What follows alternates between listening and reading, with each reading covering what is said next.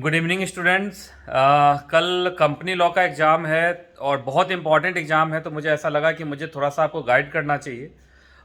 जैसे जेआईजीएल में direct questions आते हैं, ऐसे कंपनी लॉ के अंदर डायरेक्ट क्वेश्चंस नहीं आएंगे।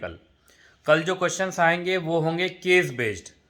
केस लॉ वाले हो सकते हैं कि वो ना हो, ज़्यादातर होंगे आपके केस बेस्ड। केस बेस्ड का मतलब हो गया कि वो कोई भी क्वेश्चन डायरेक्टली नहीं पूछेंगे। जैसे व्हाट इज़ मैनेजरियल रेम्यूनरेशन, ऐसा नहीं पूछेंगे। वो एक केस बना देंगे कि कंपनी में इतने डायरेक्टर्स हैं, इतने एमडी हैं, इतने होल टाइम डायरेक्टर हैं, इतने नॉन एग्जीक्यूटिव डायरेक्टर हैं, और केस बना के फिर बताएंगे कि इस कंपनी ने इतना रेम्यूनरेशन के नाम पर पे किया है, इतना कंपनी का नेट प्रॉफिट है ना।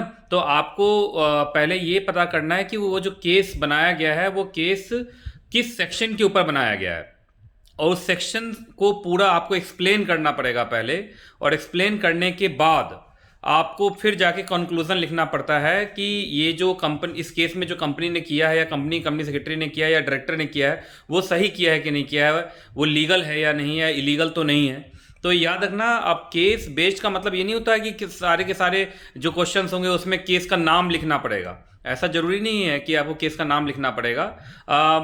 केस बेस्ड का मतलब होता है कि वो डायरेक्ट क्वेश्चंस ना पूछ के वो प्रॉपर एक कहानी बना देंगे। उस कहानी में पहले आपको आइडेंटिफाई करना पड़ेगा कि ये कहानी किस सेक्शन के ऊपर है, किस प्रोविजन के ऊपर है, और मात्र आपको बस उसका प्रोविजन लिख देना है, और प्रोविजन के हिसाब से आपको उस क्वेश्चन को डिसाइड कर देना है कि इस क्वेश्चन में जो भी हुआ है वो लीगल है या नहीं है ना।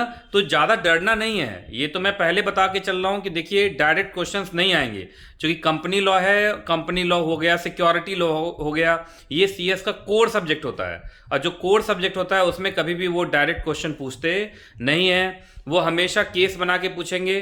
तो वो केस बेस्ड क्वेश्चंस होंगे। केस लॉ वाले क्वेश्चन हो सकता है वो ना हो कि उसमें केस लॉ का नाम लिखना पड़ेगा, ऐसा हो सकता है कि बहुत जरूरी ना हो। क्वेश्चन वो सीधा सीधा ही पूछते हैं, आपको मालूम नहीं है, आप डर जाएंगे। कल देखेंगे 20-20 लाइन, 15-15 लाइन, 8-8 लाइन, 7-7 लाइन का क्वेश्चन होगा तो आप डर जाएंगे। लेकिन उस पूरे कहानी को पढ़ने के बाद लास्ट में आप देखोगे ना, तो जो लास्ट लाइन लिखता है वो डायरेक्ट ही लिखता है।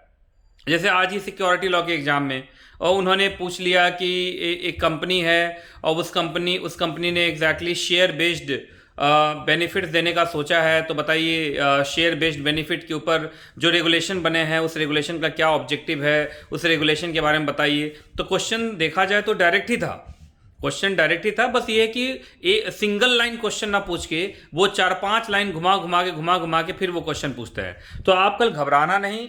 वो क्वेश्चन हो सकता है डायरेक्ट ना पूछे, वो क्वेश्चन को केस बना के पूछें। केस को पहले आराम से पढ़ना, आइडेंटिफाई करना कि ये केस किस सेक्शन पे है, किस प्रोविजन पे है, और जो भी प्रोविजन आपको समझ में आए, जो सेक्शन समझ में आए, उस सेक्शन के प्रोविजन को लिखना, और फिर उस केस के अंदर डिसाइड कर देना कि जो उस केस के अंदर डायरेक्टर ने, कंपनी सेक्रेटरी ने जो भी किया है, या उस केस में जो भी हुआ है कंपनी की तरफ से, वो वैलिड है या नहीं है। तो क्वेश्चंस मतलब सीधे सीधे ही होंगे, लेकिन ये है कि वो सिंगल लाइन क्वेश्चन नहीं होंगे।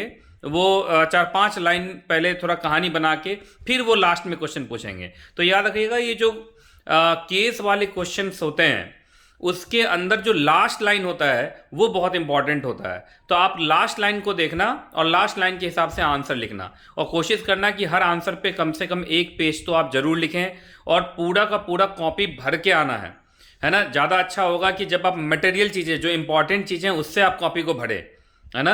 तो जेआईजीएल के हिसाब से आपको गलत फहमी में नहीं रहना कि जैसे जेआईजीएल में उन्होंने सिंगल लाइन क्वेश्चंस उन्होंने पूछा है, ऐसे ही पूछेगा कंपनी लॉ में।